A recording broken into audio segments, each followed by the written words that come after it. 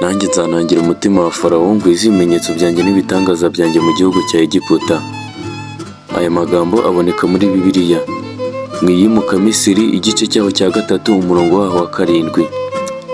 Ese wigeze utekereza inkomoko y'igitabo cyahinduye imitekerereze ya muntu nawe ubwawe urimo, kugeza n'ubwo hari byinshi bitabarika wiyima kubera ko wasomye cyangwa wasomewe umwe mu mizingo y'icyo gitabo?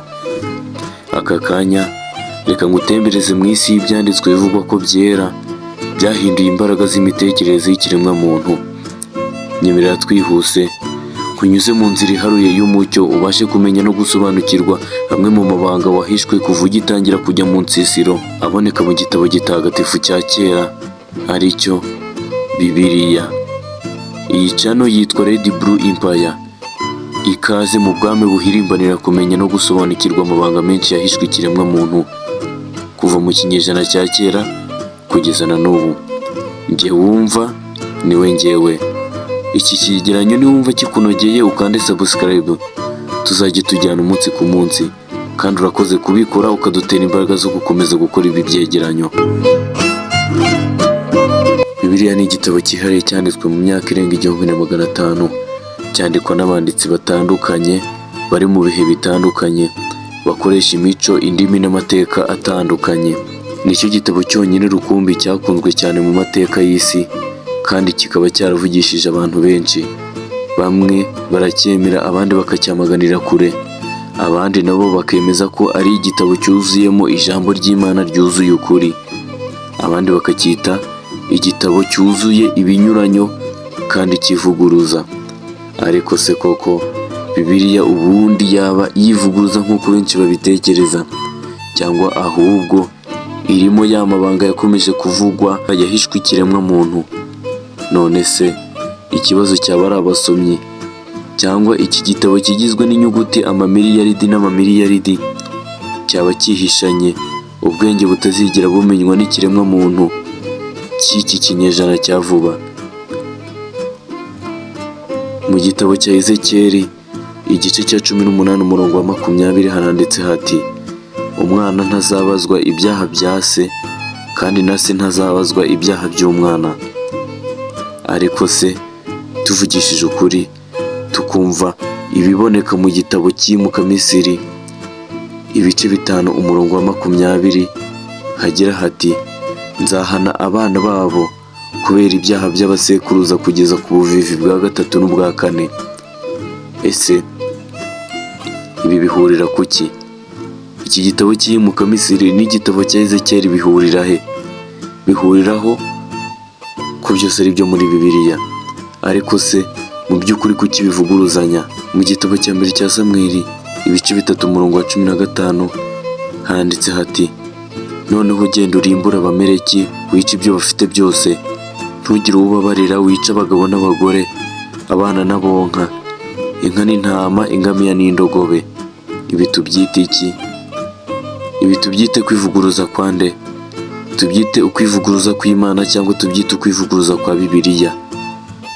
Wabwira ngo icyo umuntu usomye Bibiliya bwa mbere ko Imana yishe abana b'Abameleki ikica indogobe zabo kandi byose birengana? Ngaho ntacyo, ibyo reka tubyihorere. Ndakwinginze ngaho igera hino umfashe dusobanurire umuntu ukuntu umwana w'imfura w'umuhungu wari warabivutse mu gihugu cya Misiri, ku mubyeyi ushobora kuba yari amaze imyaka 20 ategereje urubyaro, yishwe kubwo kunangirwa umutima kwa Farawo. Ngo nuko mu gicuku Uwiteka yica abana b'imfura bose b'abahungu, uhereye ku mfura ya Farawo wari kuzicara ku ntebe y'ubwami, ukageza ku mfura y'imbohe yari iri muri gereza, n'uburiza bw'amatungo bwose. Ngo nuko Farawo yibambura nijoro n'abagaragu be bose n'Abanyegiputa bose, barabyuka muri Egiputa bacuna umuborogo, ngo kuko ari nta nzu n'imwe itari yapfuyemo umuntu. Aha wakwibaza uti, niba koko Imana ariyo yari yanangiye umutima Farawo, bivuze ko umutima we wari winangiye kugira ngo ibyago bibeho. Ese Imana koko yabirenganya abantu ku bwende bwayo? Kuki Imana yohereza ibyago ku bantu b'inzirakarengane? Niba Imana yarateje ibyago byose, kuki abana b'inzirakarengane b'Abanyamisiri bapfuye? Ese ibi twabyita iki kugira ngo abana bapfe kubera ibyemezo by'umwami wabo? hari izindi nkuru nyinshi usanga zaragiye zitera imidugararo muri rubanda. Hari nk'iyi ivuga ukuntu abamarayika baryamanye n'abakobwa b'abantu. Havugwa ko abamarayika bavuye mu ijuru bakabana n'abakobwa b'abantu bakabyara ingagi. Ese koko iyi ni inkuru y'ukuri cyangwa ni umusemburo wo kwihuza hagati y'ibitekerezo byo muri Bibiliya n'indi mico y'icyo gihe? Bamwe mu bayoboke ba Bibiliya babona iyi nkuru ari nk'igishushanyo cy'ubwiyandarike bw'abantu. Usanga abantu bibaza bati, none se abo bamarayika ni gute bacitse Imana mu ijuru bakaza ku isi? Abandi bati, ni ukubera icyo bataje ngo biyibire amazahabu n'ibiceri by'imiringa, ahubwo bakaza basambana, ni ukuvuga bakaza mu ishusho y'irari no guhuza ibitsina. Ikindi kigumya kugirwaho impaka mu gitabo kigizwe n'ibihumbi n'ibihumbi by'imizingo, hari abibaza niba Imana yemera ko Satani baganira. Hari abibaza niba iyi nkuru ari ukuri cyangwa ari igishushanyo kigamije kwerekana isano yo kwihangana ku muntu n'ubushobozi bw'Imana. Benshi bayikomozaho bakavuga bati, niba ari uko bigenda, ijuru rivugwa ko rizajyamo abantu bakoze neza kandi bubashye Imana, aho bishoboka ko ryazajyamo abantu Imana yishakiye. Niba koko Imana ishobora guhura na Sekibi ari we Satani bagapanga uko umuntu yageragezwa, byazagorana ko umuntu wa none uramutse akorewe nk'ibyakorewe Yobu, byagorana ko yakwikura mu bishuko. Abemera Bibiliya nk'ijambo ry'Imana bavuga ko Imana yari ifite umugambi w'ukuri kandi ko Farawo yari umuntu w'umunyabyaha wagombaga guhanwa. Abasesengura Bibiliya nk'igitabo cyanditswe n'abantu bavuga ko iyi nkuru yanditswe kugira ngo igaragaze ko Imana ifite imbaraga zikomeye ku bantu bo mu isi, ariko ko harimo kwivuguruza. Abashidikanya kuri Bibiliya bavuga ko ibi ari inkuru za gihanga abantu bo hambere bahimbaga kugira ngo bagire ubushobozi bwo kubuza abantu kwigomeka. Iyi nkuru ni imwe mu zigoye kwemeza neza. Ese Imana koko niba yanangiye umutima wa Farawo kugira ngo ibyago bibe, cyangwa ni Farawo ubwe winangiye? Mbese Bibiliya ni ukuri kw'impamo cyangwa ni inkuru zanditswe n'abantu bafite umugambi runaka? Mbese Bibiliya niyo gusubiza ibibazo? Reka dusubize amaso inyuma turebe inkomoko ya Bibiliya, uko yagiye yandikwa n'uburyo yagiye ihinduka kugeza na n'ubu. Mu kinyejana cya kera cyane hatangajwe igitabo cyavugaga ku nkuru z'ubwami ndetse n'umwami waremye isi. Iki gitabo cyaje kwitwa Bibiliya, gifatwa nk'icyanditswe n'abantu barenga 30 mu gihe cy'imyaka igera ku bihumbi 2000. Gusa uko ikiremwamuntu cyagiye cyaguka mu bwenge, iki gitabo cyagiye kigirwaho impaka bitewe n'inkuru zigikubiyemo, aho ziva naho zigana. Muri izo mpaka hagiye habonekamo ibintu bidahuye ndetse n'ibishoboka gutuma abantu bibaza niba koko Bibiliya ari igitabo cy'umwimerere cyangwa niba yaranditswe igamije impamvu runaka. Ubundi Bibiliya igizwe n'ibice bibiri bikomeye, ari byo Isezerano rya kera ryanditswe mu gihe cy'Abayisiraheli ba kera, naho Isezerano rishya ryandikwa nyuma y'igihe cya Yesu Kristo. Ese ni gute ibi bitabo byashyizwe hamwe? Isezerano rya kera ni igitabo cy'Abayahudi cyitwa Tanake, kikaba kigizwe n'ibice bitatu, ari byo bikubiye mu mategeko, ubuhanuzi n'ibihimbano. Aha mu mategeko turahasanga ibitabo 5 bya mbere: Itangiriro, Abalewi, Kuva, Kubara, Gutegeka kwa kabiri. Ubuhanuzi, aha turahasanga Yesaya, Yeremiya, Ezekiyeli n'abandi bahanuzi. Aha ku bihimbano turahasanga Zaburi, Imigani, Yobu n'ibindi bitabo. Isezerano rishya naryo rifite ibice byaryo, harimo Ivanjiri enye ya Matayo, Mariko, Luka na Yohana zivuga ku buzima bwa Yesu mwana wa Dawidi.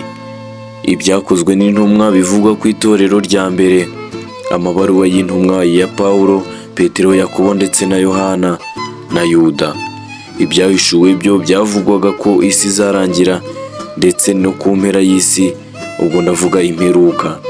Ariko se nanone ni gute ibi bitabo byatoranijwe abandi banditse ibindi bigacibwa ntibigaragare muri Bibiliya?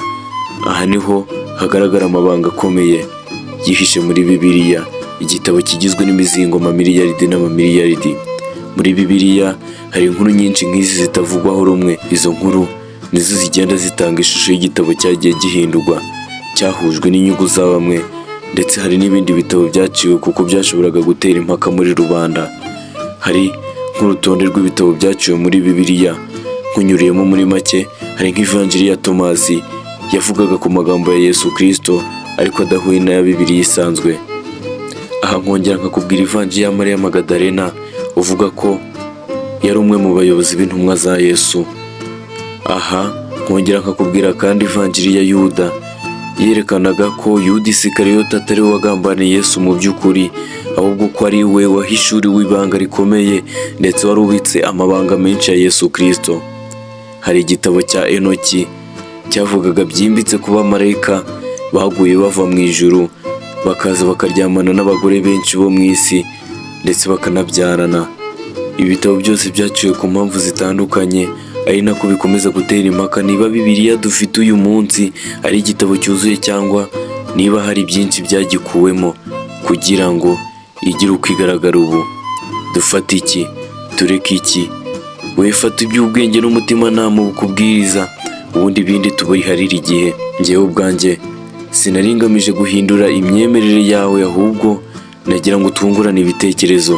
Izi nkuru zitandukanye muri Bibiliya zigomba gusuzumwa neza mu buryo bwa teolojiya, amateka n'umuco kugira ngo zishobore gusobanukirwa neza n'abo zigenewe. Nubwo zitera impaka, zifite ubutumwa buhagije bugamije kwigisha amahame yo kwizera, kwihangana no gukunda Imana. Murakoze, murakarama. Iki kiganiro cyitwa Ibuye Ryajugunywe uzajya ugikurikira hano kuri channel ya YouTube Red Blue Empire. Ndabakunda cyane, ntibagirwe gukora subscribe. Nyandikira muri komenti umbwire icyo nahindura muri iki kiganiro. Ndabakunda cyane. Ciao ciao.